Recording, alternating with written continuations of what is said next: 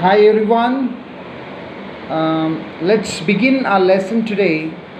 In our previous class, yesterday, we have seen a little portion of this poem and elementary classroom in a slum, and we begin the first stanza. So let's move to the text now and to the poem, and we'll see what lies next. Okay. So come to stanza 1. See, while you're reading, means you are listening to this video, you must have the book in your hand so that you can go line by line and understand it better. So I'll be taking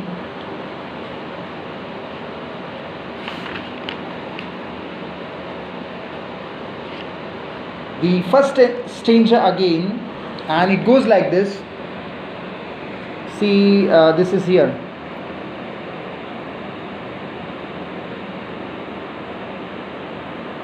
Far, far from gusty waves, the children faces like rootless weeds, the head torn round their pallor.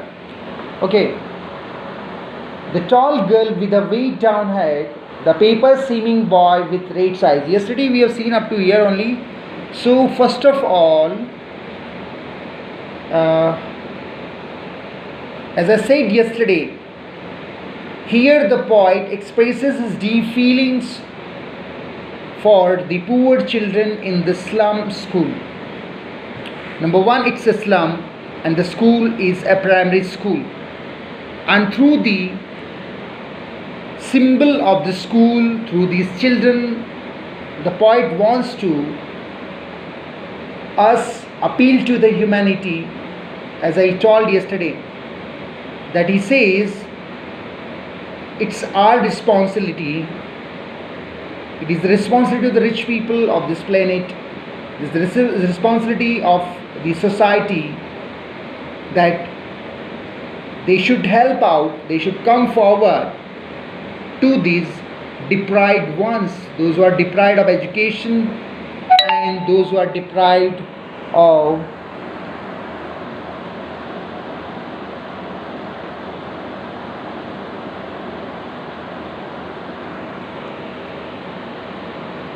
even they are deprived of food and shelter, means simply they are filling the stomach, the bellies somehow.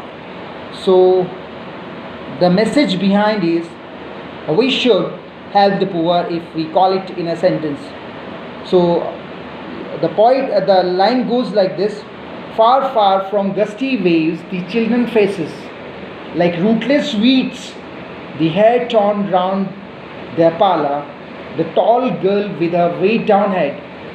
As I expressed yesterday, that he took some example. Number one, we will see the image of gusty waves, waves coming out of a rushy sea, a violent sea that is gusty. The water comes with a gust, okay, and it strikes to the rocks and goes back. So what does the poet wants to convey?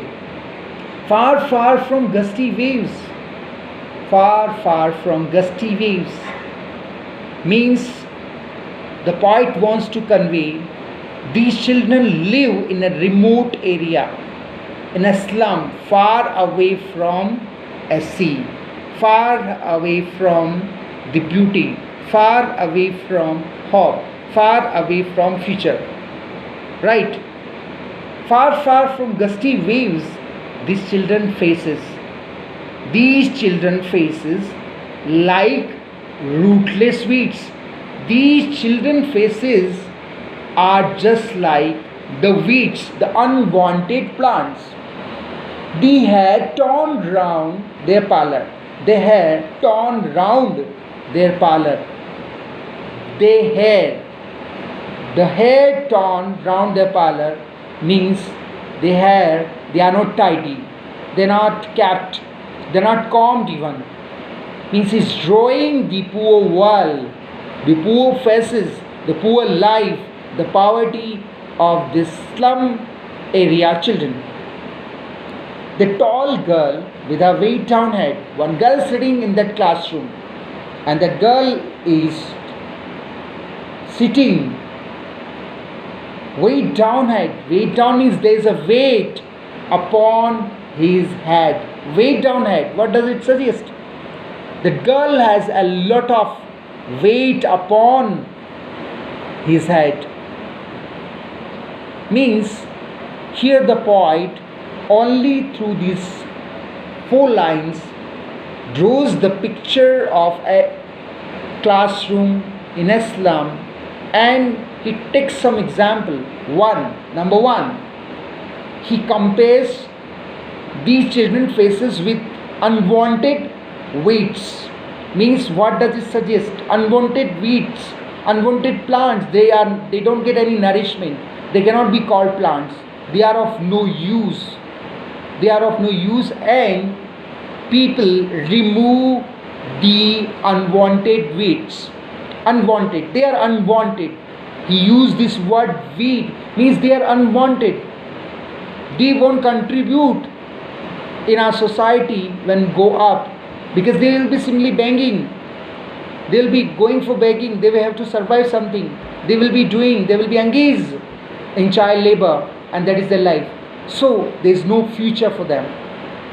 The hair torn round their parlor. Hair torn round. Torn hair. Hairs are torn. He says, hair is torn. How can hair be torn? Means they are not tidy. Second example he takes of a boy. Hair torn parlor means the hair is not torn. They cannot wash their hair. They don't have that much money. No water, no facilities. The tall girl with a weight down head. One girl is sitting in the classroom, and she has a lot of burden upon his head. That's why the face is down, the head is down. And again he suggests that these children don't have any dignity, no respect. Nobody feels pity for them, no kindness for them. Once again, I will repeat.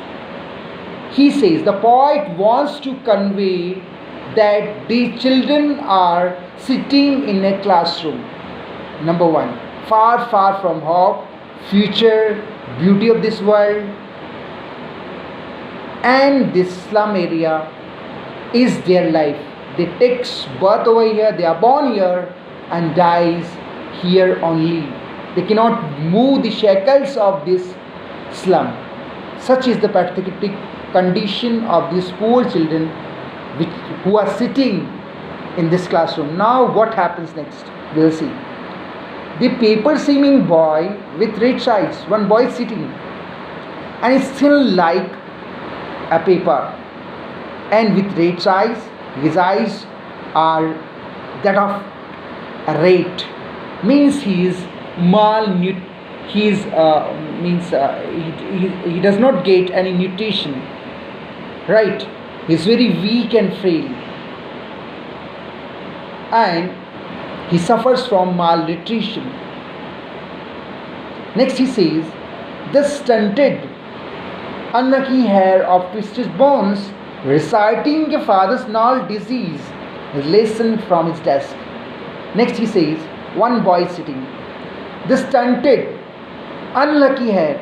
He calls him unlucky hair of twisted bones. One boy sitting, his bones are twisted and is unlucky. Unlucky hair means this disease comes to him from his father. It has been inherited. Reciting a father's gnarled disease, as if he is reciting the disease of his father. Disease of his father. It has been carried forward. It has been transferred. It has been inherited by him. And as if it has become a curse for him. Means he takes the example of another boy and he says he is a hair of twisted bones and reciting father's gnarled disease. He is lessened from his desk. He says, this boy, he is reciting the lesson, but he is weak and frail. He inherited a disease. It came to him, it has been transferred to him from his father. Next he says, at bake of the dim class one unnoted, sweet and young. In that classroom, he says, at bake of the dim class, the class is dim, there is no light. One unnoted, it has not been noticed by the teacher, it is not noticed. Sweet and young, very small child is sitting, sweet and young. Young means very small. Sweet child is sitting in this classroom at the back. His eyes live in a dream. His eyes live in a dream. That small child has dream of squirrels game. He wants to play with the squirrels in the tree room. Other than this, his eyes live in a dream of squirrels game in the tree room. Other than this, he wants to play outside. Means the poet wants to convey there is no game facility. In big schools, in renowned schools, there are tree rooms. The children play with a lot of toys. They learn playing with the toys. There are a lot of facilities. They might get a lot of toys, lot of swings as well, and they enjoy their life. But what about the poor in this primary school, in this elementary school? One very sweet and young child is sitting silently and is being unnoticed, sitting very silently, and is not interested at all in this classroom. He is dreaming the world outside. He wants to play outside. There's no teaching at all. We see in one classroom there are different categories of children. The children of different age group are sitting over there. One small child is there. Other children are also there. They might be of 6 or 8. They might be of 12. We can see that the poet draws a very bad picture, very pathetic, very miserable picture of an elementary classroom. What we notice here, that there is no education. Only the teacher comes and go. There is no teaching. They are just inactive, no participation, no learning at all. Then why does the poet draws this picture? He wants to tell the pathetic condition of the children, that they don't get food, they don't get good education, and the world beyond this slum is not for them. The world of riches, the world of amenities, the world of facilities is blocked over them. They have no future, no respect and dignity even. And he takes different example. I would like to remind you once again, he takes the example of a boy and he compares him with a weed.